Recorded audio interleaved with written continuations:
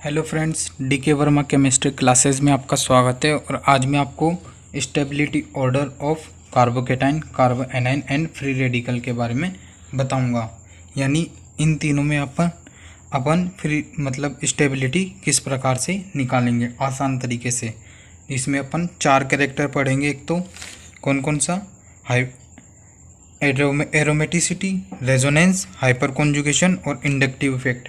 ये सारे इफेक्ट मैं आपको 10 से 15 मिनट के अंदर अंदर पूरा समझा दूंगा। ये अपन बहुत बड़ा टॉपिक लेके चल रहे हैं, जिससे ऑर्गेनिक केमिस्ट्री के काफ़ी हद तक क्वेश्चन आपसे आसानी से सॉल्व हो जाएंगे, स्टेबिलिटी वाले। ठीक है ना। तो चलिए आज का टॉपिक स्टार्ट करते हैं। तो सबसे पहले अपन जानेंगे कार्बोकेटाइन, कार्बोएनाइन और फ्री रेडिकल क्या होता है।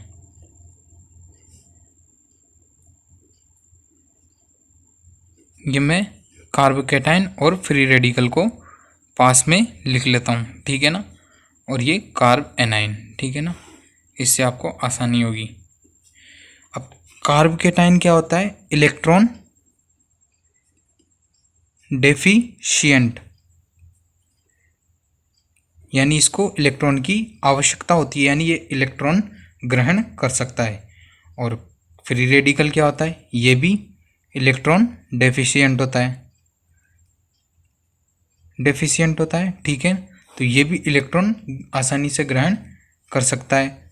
लेकिन कार्बोएनाइन क्या होता है? ये इलेक्ट्रॉन मोर होता है, यानी इसके पास इलेक्ट्रॉन अधिक मात्रा में उपस्थित होते हैं। तो ये क्या होता है? इलेक्ट्रॉन क्या करता है? त्यागता है, इलेक्ट्रॉन दान करता है, डोनेट करता है, ठीक है ना। तो ये तो हो गई इनके मतलब ये क्या होते हैं। तो अब इनमें अपन स्टेबिलिटी निकालने के लिए एक जिले का नाम लिखते हैं। कौन सा? हिसार। अब इसको अपन हिसार को लिखेंगे किस प्रकार से? HIS और AR क्या लिखेंगे अपन? इधर की साइड लिख देंगे। तो हिसार किस प्रकार से लिखेंगे? HISAR। किस प्रकार से?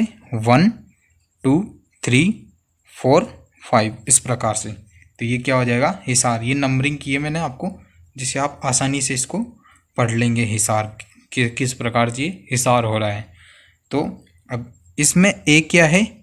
ए इसमें है एरोमेटिसिटी, दूसरा रेजोनेंस, तीसरा हाइपर कॉन्जुगेशन, चौथा इंडक्टिव इफेक्ट और पांचवा क्या आ गया? एस कैरेक्टर, ठीक है। अब इसमें अपन क्या करेंगे? एक तो ये दोनों देखेंगे, मतलब इसमें ये दोनों कैरेक्टर तो क्या होंगे? सेम होंगे। दोनों इलेक्ट्रॉन डेफिशिएंट है तो दोनों सेम होंगे। लेकिन जो इलेक्ट्रॉन मोर है, जिसके पास इलेक्ट्रॉन ज़्यादा है, ये क्या होगा? इनका जस्ट विपरीत कैरेक्टर शो करेगा, ठीक है ना। तो अब एरोमेटिसिटी और रेजोनेंस, ये दोनों क्या होते हैं? मोर क्या होते हैं? मोर स्टेबल होते हैं। तो इन दोनों में तो ये इनका मतलब क्या होगा? ऑर्डर ऐसे की ऐसे आ जाएगा, ठीक है ना, ऐसे कैसे। लेकिन ये इलेक्ट्रॉन जिन मतलब कार्बोएनाइन है, वो इनको बिल्कुल भी मतलब कार्बोएनाइन इनको बिल्कुल भी प्रभावित नहीं कर पाएगा। तो इनका ऑर्डर इन पे कोई प्रभाव नहीं डालेगा। और अब अपन तीसरे पर आते हैं, हाइपर कॉन्जुगेशन में। हाइपर कॉन्जुगेशन में क्या होता है? हाइपर कॉन्जुगेशन में अपने पिछली क्लास में मैंने आपको बताया था, हाइपर कॉन्जुगेशन केवल वही एटम शो करते हैं जिसमें केवल कार्बोकेटाइन हो, फ्री रेडिकल हो या फिर एल्कीन। ये तीन ही केवल क्या शो करते हैं?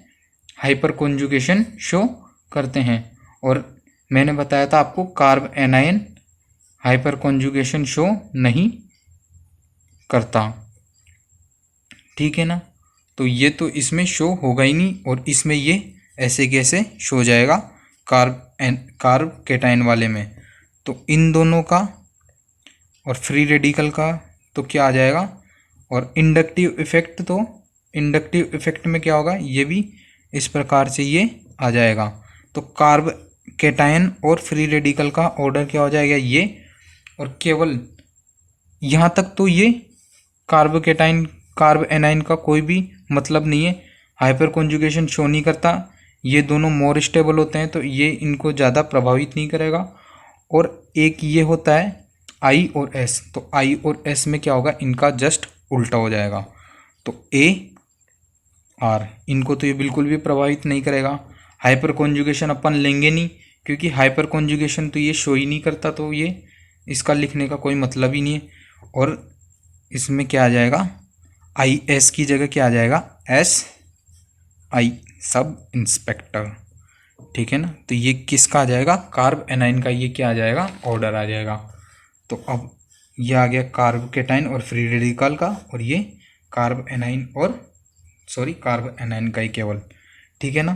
तो इसको अपन अब कुछ एग्जांपल्स के द्वारा देखते हैं किस प्रकार से ये शो करेगा, ठीक है ना। अब इसमें ये कुछ एग्जांपल्स हैं। अब इनका स्टेबिलिटी ऑर्डर क्या होगा, ये इस प्रकार से इनका स्टेबिलिटी ऑर्डर होगा।